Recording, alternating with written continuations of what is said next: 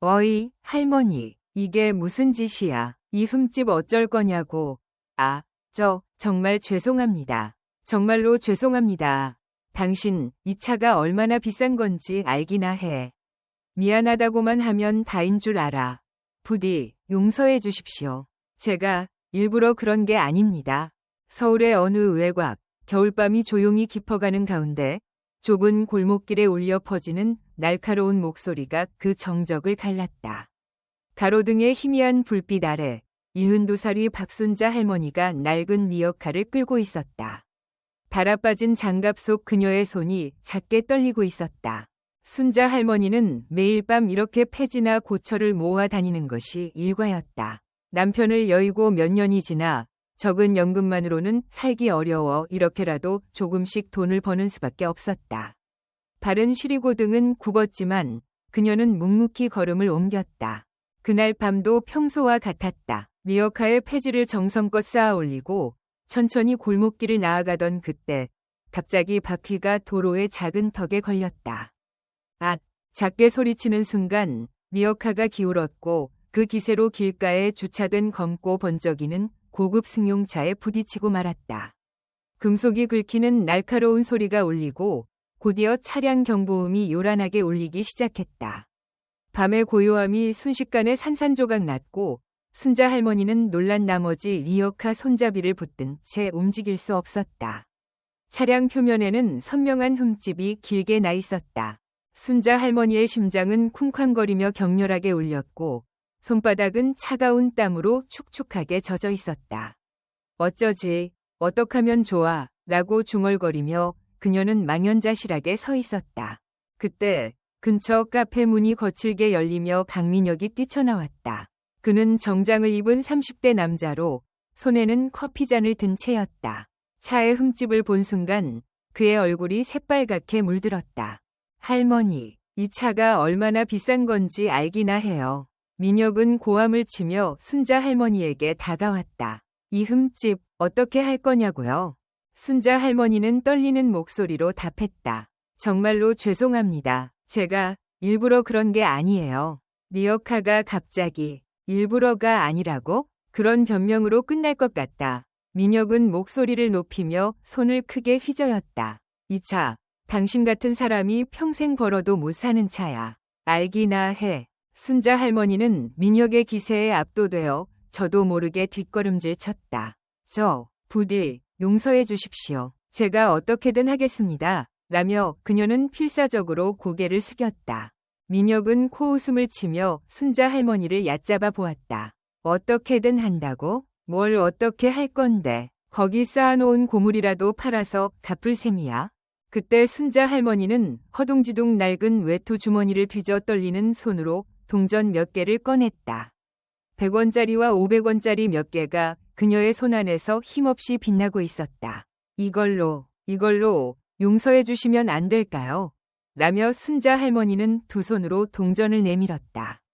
하지만 민혁은 그것을 한번 힐끗 쳐다보고는 뱉어내듯 웃었다. 그리고 발끝으로 순자 할머니의 손에서 떨어진 동전 하나를 가볍게 툭 찼다. 동전이 바닥을 굴러가며 차가운 콘크리트에 쓸쓸하게 울렸다. 할머니, 이 동전으로 뭘 할 수 있다고 생각해? 과자라도 사 먹으라고? 민혁의 목소리는 더욱 차가워졌고 마치 순자 할머니를 벌레 보듯 쳐다보았다. 순자 할머니는 반사적으로 차 밑으로 굴러간 동전을 주우려 했지만 허리가 마음대로 움직이지 않아 그저 바닥을 바라볼 수밖에 없었다. 제가 어찌하면 좋을지 라고 중얼거리는 그녀의 목소리는 밤 공기 속으로 녹아 사라졌다. 골목 안쪽에서는 몇몇 집 창문에 불이 켜지기 시작했다. 누군가 커튼을 살짝 젖히고 이쪽을 보는 듯했지만 누구도 밖으로 나오려 하지 않았다. 그저 순자 할머니 혼자 민혁의 고함 소리를 견뎌낼 수밖에 없었다. 민혁은 팔짱을 끼고 순자 할머니를 노려보았다. 사과만으로 안 끝나. 수리비 당장 내놔. 못 내면 경찰 부를 거야. 순자 할머니의 얼굴이 새하얗게 질렸다. 그녀의 머릿속은 하얘졌고 심장이 터질 듯 격렬하게 울렸다. 수리비, 그런 돈, 저한테는. 그녀는 겨우 말을 쥐어짰다. 민혁은 더욱 목소리를 높였다. 돈이 없으면 당신 같은 가난뱅이가 이런 비싼 차에 접근하지 말았어야지. 애초에 당신 같은 사람이 이런 곳에 있는 게 문제야. 그 순간 순자 할머니의 눈에서 눈물 한 줄기가 흘러내렸다. 그녀는 두 손을 꽉 쥐고 그저 고개를 숙이고만 있었다. 민혁의 고함이 골목에 울려 퍼졌고 그 소리는 마치 그녀의 마음을 저미는 칼날 같았다. 하지만 그때 멀리서 다급한 발소리가 들려왔다. 어머니! 라고 외치는 소리가 가까워지더니 숨을 헐떡이며 나타난 것은 지훈. 순자 할머니의 아들로 40살이 남자였다. 땀이 송골송골 맺힌 이마와 흐트러진 셔츠가 그가 서둘러 달려왔음을 말해주고 있었다. 순자 할머니를 발견하자 그는 곧장 그녀 곁으로 달려갔다. 어머니, 괜찮으세요? 무슨 일이에요? 라며 그는 걱정스럽게 어머니의 손을 잡았다. 순자 할머니는 눈물을 닦으며 떨리는 목소리로 말했다. 지훈아, 내가 차에 흠집을 내서 미안하다, 미안해. 민혁은 지훈을 보고 코웃음을 쳤다. 오, 아들인가? 네가 대신 갚을 거냐? 근데 너도 가난해 보여서 무리겠는데? 지훈은 어머니를 감싸듯 서서 민혁에게 말했다. 죄송합니다. 저희 어머니가 잘못하신 건 맞습니다. 하지만 부디 시간을 조금만 주십시오. 제가 책임지겠습니다. 민혁은 비웃듯 입꼬리를 올렸다. 책임? 너희 모자가 몇 년을 일해도 이 차 수리비는 못 갚아. 시간 낭비야. 경찰 부를 거라고. 지훈은 주먹을 꽉 쥐었지만 침착하게 대답했다. 부탁드립니다. 조금만 기다려 주십시오. 반드시 어떻게든 하겠습니다. 순자 할머니는 지훈의 팔을 붙잡고 눈물 섞인 목소리로 말했다. 지훈아, 그만해. 내가 잘못한 거니까. 하지만 지훈은 다정하게 어머니의 손을 다시 잡았다. 어머니, 걱정 마세요. 제가 어떻게든 할게요. 그 말에 순자 할머니의 눈에서 다시 눈물이 흘러내렸다. 서울의 외곽, 차가운 바람이 골목을 스쳐 지나가는 가운데 지훈은 어머니 순자를 등 뒤로 감싸며 민혁과 마주 섰다. 민혁의 고함 소리가 아직 귓가에 맴돌았고 순자의 떨리는 손이 지훈의 발을 꽉 잡고 있었다. 지훈아, 그만해. 내가 잘못한 거니까 라며 순자는 눈물 섞인 목소리로 반복했다. 하지만 지훈은 고개를 저으며 다정하게 말했다. 어머니, 괜찮아요. 제가 어떻게든 할 테니 조금만 기다리세요. 민혁은 그 모습을 보고 코웃음을 쳤다. 너희 모자, 좋은 연극하고 있네. 감동받았다고 수리비가 사라지는 건 아니라고. 그는 팔짱을 낀 채 순자의 리어카를 힐끗 보았다. 그 고물로 얼마나 버는데? 하룻밤에 10,000원도 안 되지? 웃기지 마. 지훈은 민혁의 말에 순간 눈을 가늘게 떴지만 감정을 억누르고 침착하게 대답했다. 확실히 저희는 부자가 아닙니다. 하지만 어머니께서 잘못하신 건 사실이니 제가 책임지겠습니다. 부디 시간을 주십시오. 그의 목소리에는 조용한 결의가 담겨 있었다. 순자는 아들의 등을 바라보며 눈물을 닦았다. 지훈아, 미안하다. 너까지 이런 꼴을 당하게 해서. 민혁은 노골적으로 짜증난 얼굴로 시간? 너희가 몇 년이 걸려도 이 차 수리비는 못 갚아. 적당히 해. 라고 쏘아붙였다. 그리고 주머니에서 휴대폰을 꺼내 경찰 부를 거야. 지금 당장 부를 거라고 라며 화면을 누르기 시작했다. 순자의 얼굴이 더욱 창백해졌고 그녀는 황급히 지훈의 팔을 잡아당겼다. 경찰은 부르지 말아주세요. 부탁드립니다. 그때 골목의 어둠 속에서 낮은 목소리가 울렸다. 자네, 지금 뭘 하고 있는 건가? 그 목소리는 조용했지만 어딘가 무게감이 있었다. 민혁의 손이 멈칫했고 그는 놀란 듯 돌아보았다. 차량 뒷좌석 문이 천천히 열리고 김태진이 모습을 드러냈다. 그는 60대의 남자로 완벽하게 재단된 정장을 입고 있었다. 머리는 단정하게 빗어 넘겼고 날카로운 눈빛이 밤의 희미한 불빛에 빛났다. 태진은 천천히 차에서 내려 흠집난 차체를 한번 훑어본 뒤 민혁을 정면으로 바라보았다. 자네, 이 어르신께 무슨 말버릇인가?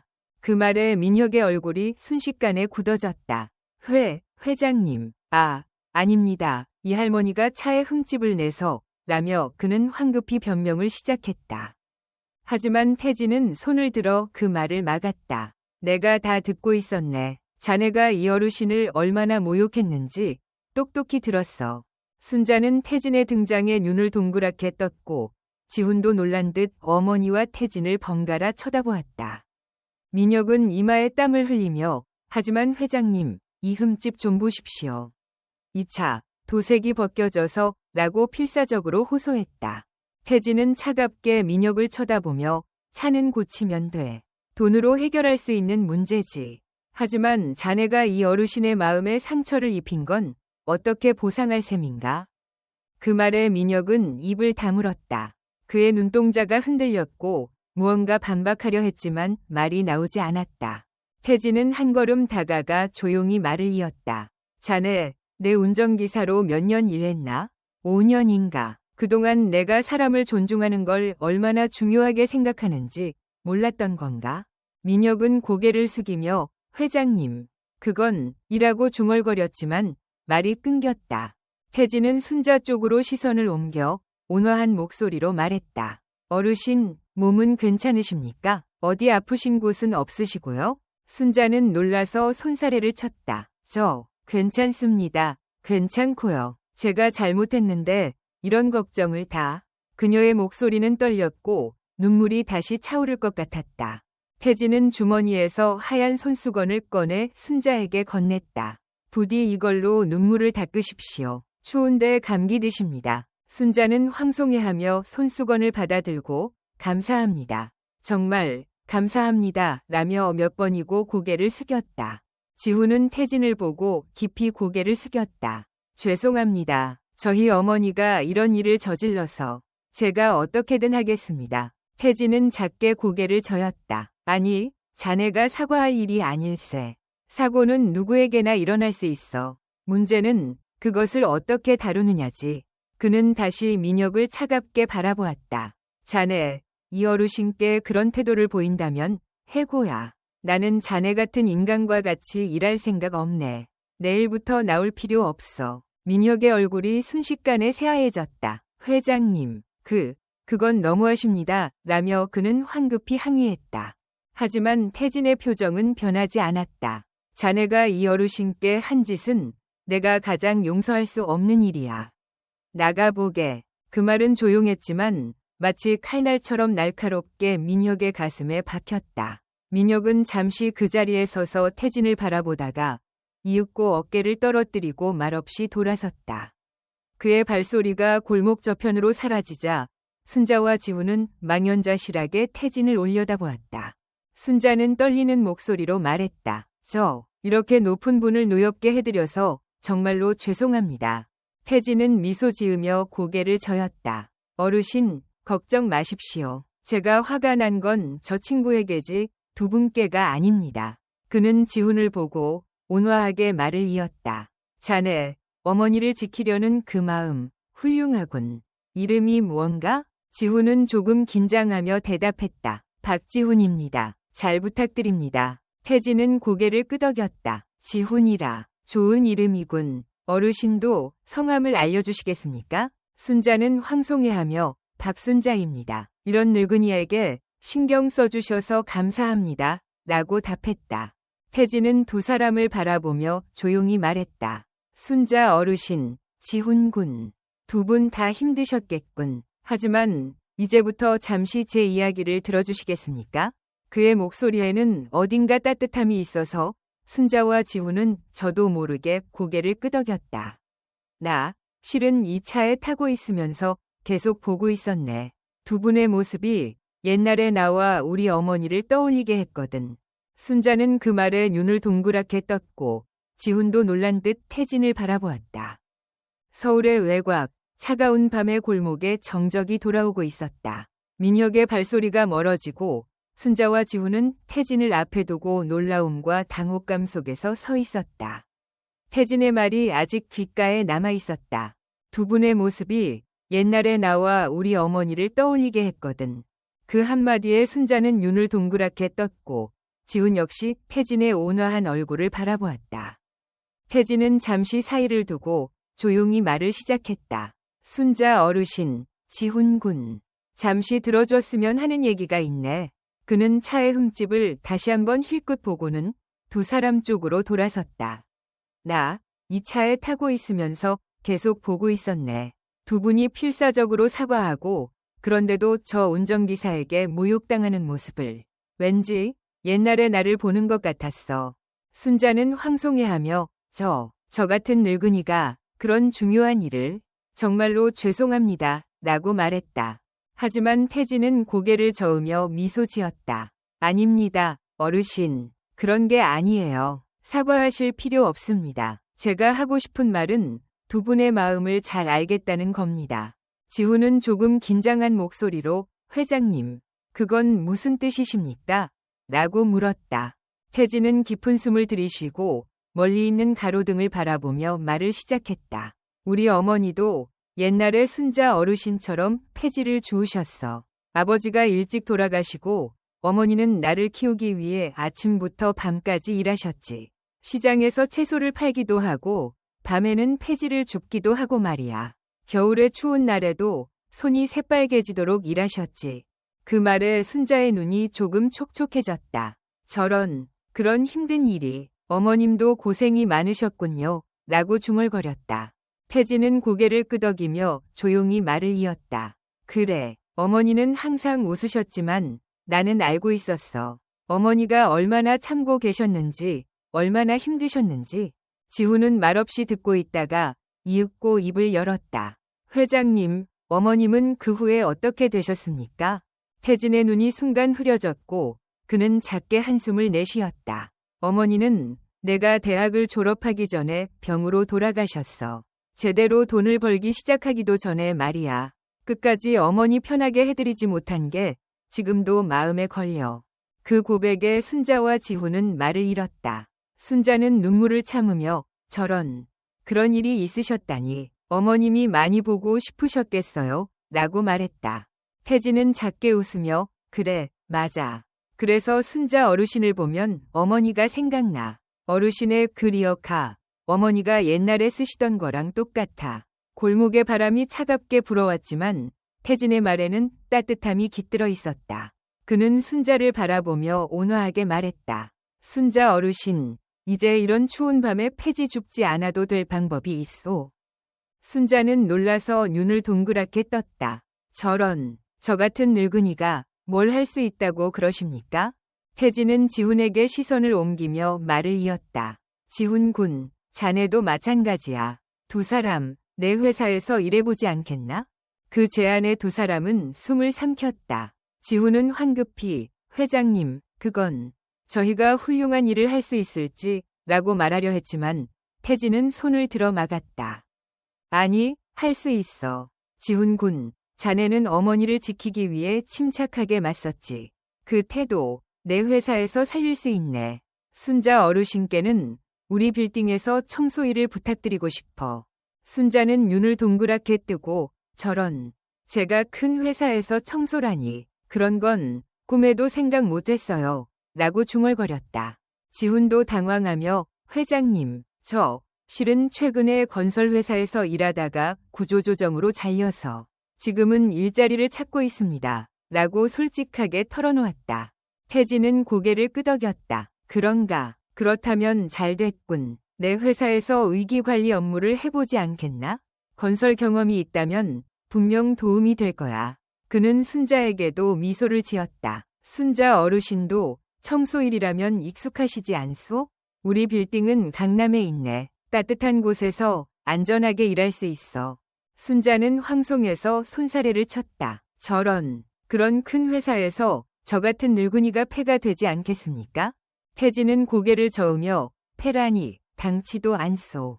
순자 어르신 같은 분이 계셔주면 회사가 더 좋아질 거요. 나는 그렇게 믿네. 지훈은 잠시 생각에 잠겼다가 이윽고 어머니를 보았다. 어머니, 어떻게 생각하세요? 전 회장님 말씀이 맞는 것 같아요. 이제 추운 밤에 폐지 줍지 않아도 된다면 저도 마음이 놓일 것 같아요. 순자는 아들의 진지한 눈을 바라보며 눈물을 참았다. 지훈아, 네가 그렇게 말한다면 근데 내가 잘할 수 있을까? 태진은 다정하게 웃었다. 할 수 있습니다. 어르신. 제가 보장하죠. 지훈 군도 함께 있으니 걱정 마십시오. 그는 주머니에서 명함을 꺼내 지훈에게 건넸다. 내일 강남 빌딩으로 오게.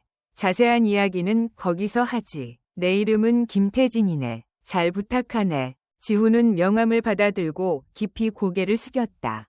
회장님, 정말 감사합니다. 이런 기회를 주시다니. 순자도 황급히 고개를 숙이며 감사합니다. 정말 감사합니다. 라고 몇 번이고 반복했다. 태진은 두 사람을 보고 만족스러운 듯 고개를 끄덕였다. 그럼 내일 보지. 추우니 어서 들어가서 쉬게. 그는 차 안으로 돌아가 조용히 문을 닫았다. 엔진 소리가 작게 울리고 차가 떠나가는 것을 순자와 지훈은 지켜보았다. 순자는 아들의 팔을 살며시 잡고 중얼거렸다. 지훈아, 이런 일이 생기다니 꿈만 같구나. 지훈은 어머니의 손을 다시 잡고 어머니, 이제 좀 편해지실 거예요. 제가 열심히 할게요. 라고 말했다.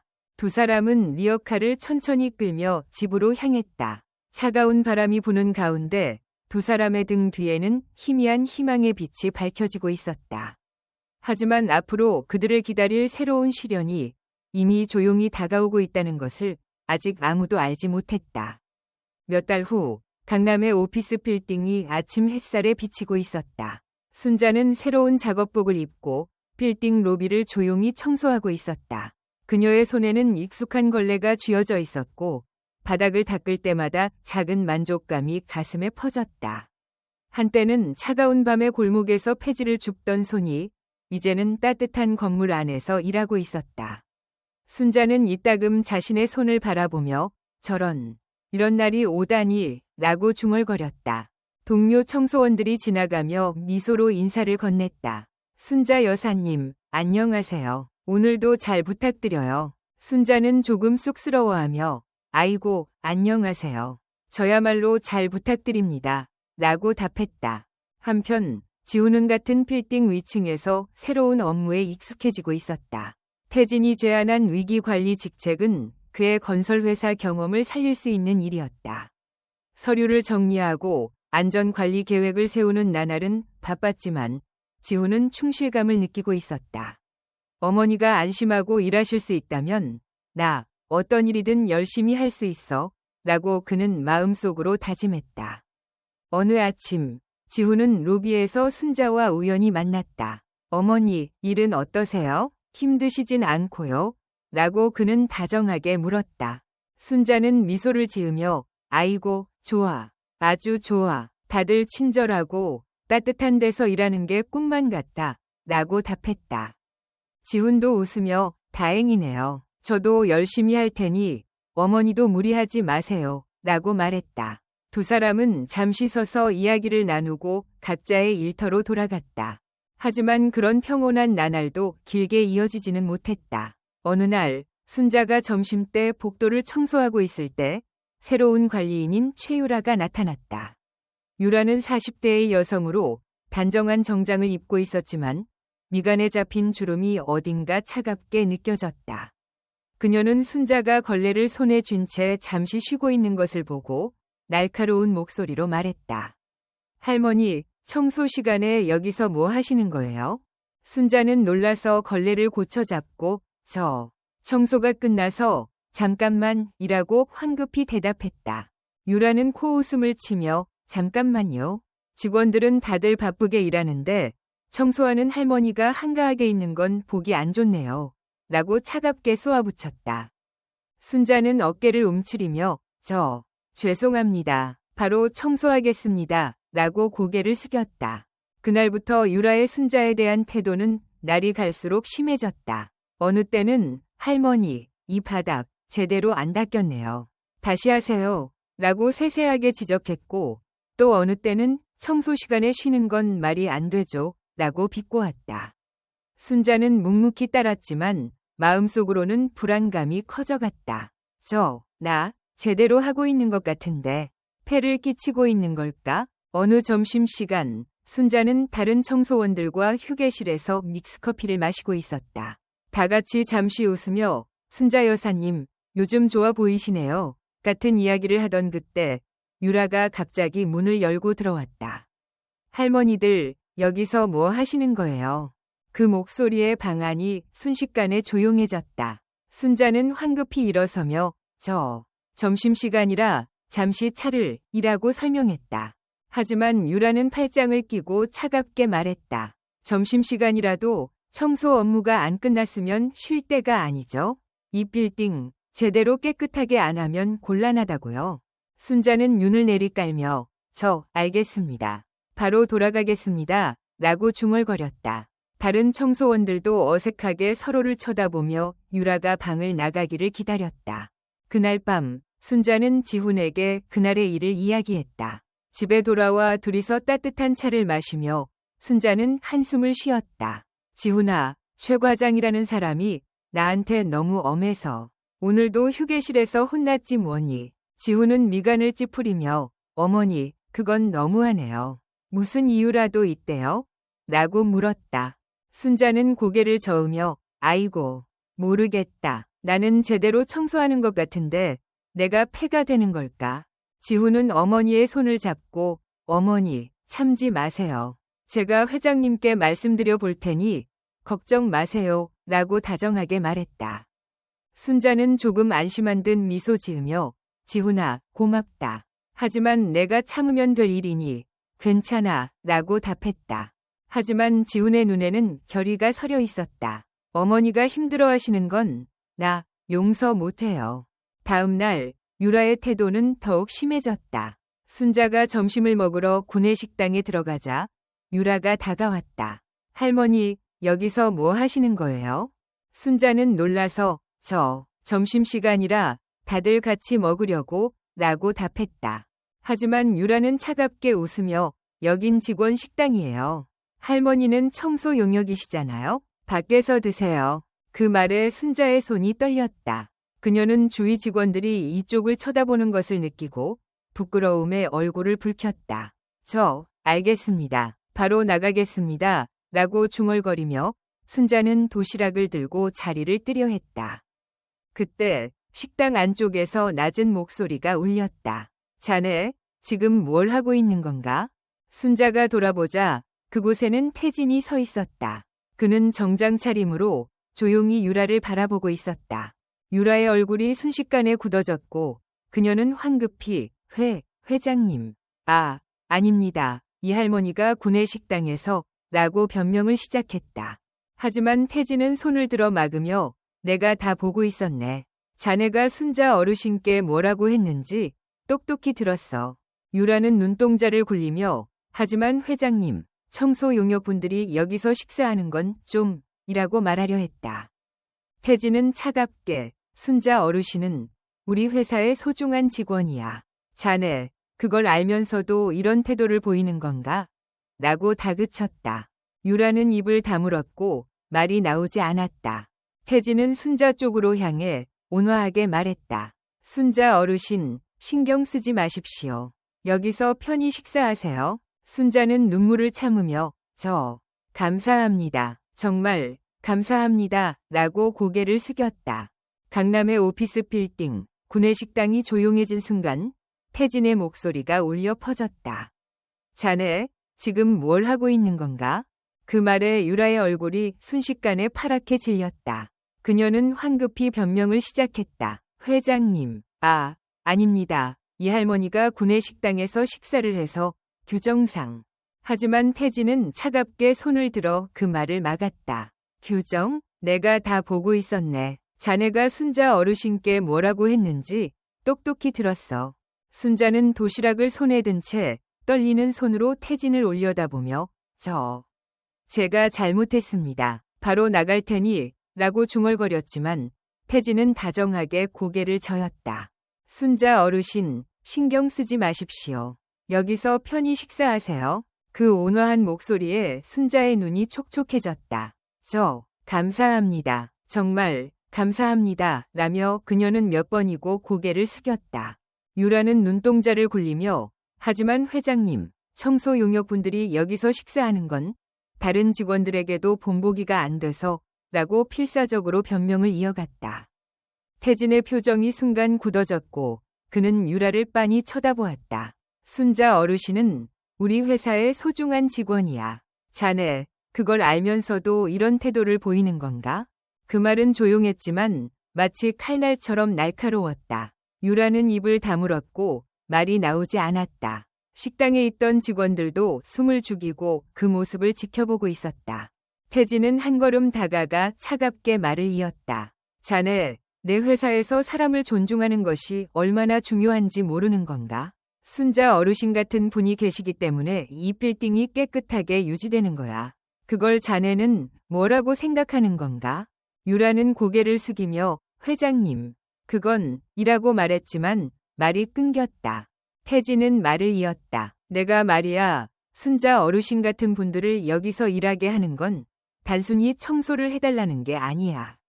그분들이 안심하고 지낼 수 있는 곳을 만들어주고 싶기 때문이야. 자네 같은 태도를 보이는 사람에겐 그 마음을 모르겠지만 말이야.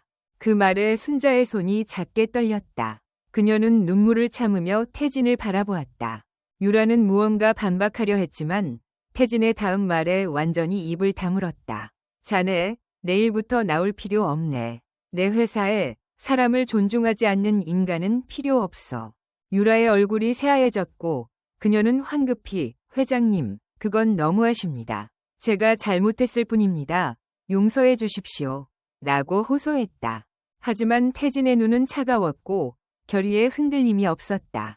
잘못했을 뿐? 순자 어르신께 그런 태도를 보인 시점에서 자네는 여기 있을 자격이 없어. 나가보게. 유라는 잠시 그 자리에 서서 태진을 바라보다가 이윽고 어깨를 떨어뜨리고 말없이 식당을 나갔다. 그녀의 발소리가 멀어지자 식당에 있던 직원들이 일제히 숨을 내쉬었다. 순자는 도시락을 손에 든 채 이렇게 큰일이 되어서 제가 잘못했는데 라고 중얼거렸다. 태진은 순자 쪽으로 향해 온화하게 말했다. 순자 어르신, 신경 쓰지 마십시오. 저 사람이 잘못한 겁니다. 편히 식사하세요. 그는 식당에 있는 다른 청소원들에게도 미소를 지으며 다들 마찬가지입니다. 여기서 제대로 쉬세요. 라고 말했다.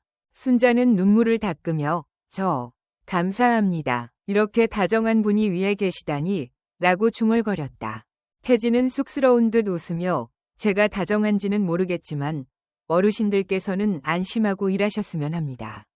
그뿐입니다. 라고 말했다. 그날 저녁 순자와 지훈은 집에서 저녁 식사를 하고 있었다. 순자는 밥그릇을 손에 든 채 낮의 일을 지훈에게 이야기했다. 지훈아, 오늘 말이다. 회장님이 그 사람을 꼬집어 주셨어. 내가 식당에서 쫓겨날 뻔했는데 회장님이 지켜주셨단다. 지훈은 놀라서 눈을 동그랗게 뜨고 어머니, 정말이요? 회장님, 정말 대단한 분이시네요. 다행이에요. 어머니가 힘들어하지 않으셔서 라고 웃으며 말했다. 순자는 조금 쑥스러워하며 아이고, 정말이지. 나 같은 늙은이를 그렇게 소중히 여겨주시다니 믿을 수가 없어 라고 말했다. 지훈은 어머니의 손을 잡고 어머니, 회장님은 어머니의 노력을 알아주시는 거예요. 저도 기뻐요 라고 다정하게 말했다. 순자는 아들의 미소를 보고 가슴이 따뜻해졌다. 지훈아, 네가 곁에 있어주니 내가 힘이 난다 라고 말했다. 그날 밤 태진은 빌딩 최상층에 있는 자신의 사무실에서 혼자 커피를 마시고 있었다. 창밖으로는 강남의 야경이 펼쳐져 있었고 그는 먼 곳을 바라보고 있었다. 낮의 일을 떠올리며 그는 작게 한숨을 내쉬었다. 어머니, 순자 어르신을 보면 항상 어머니가 생각납니다. 라고 중얼거렸다. 다음 날 순자는 청소원 휴게실에서 동료들과 이야기하고 있었다.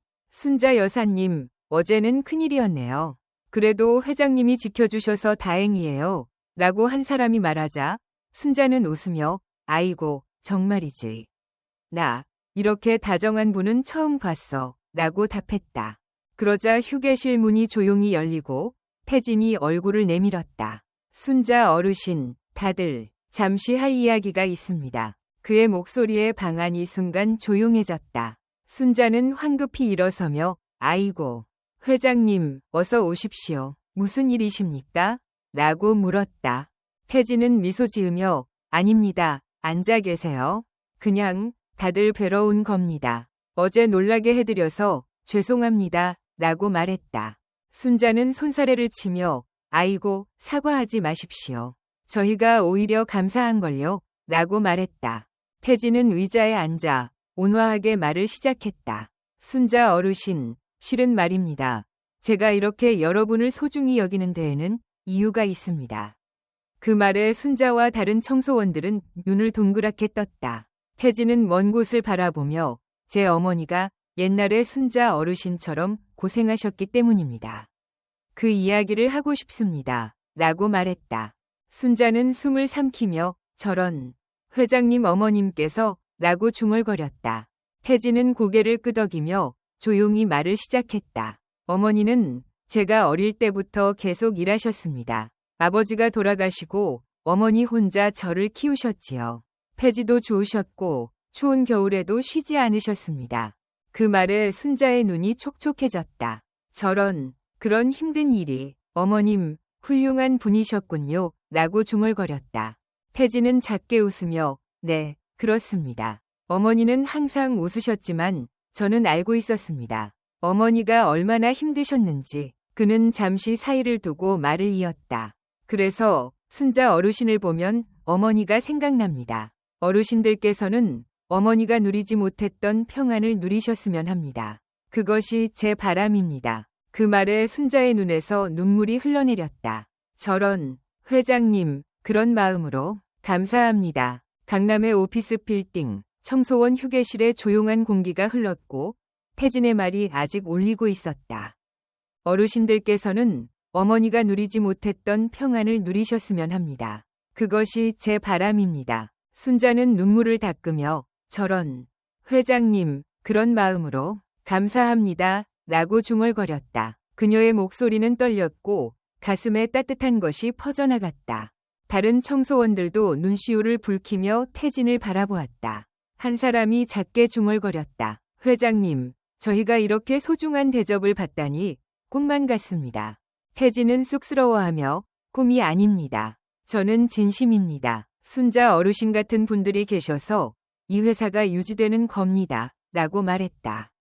순자는 두 손을 꽉 쥐고 회장님 어머님도 분명 기뻐하실 거예요.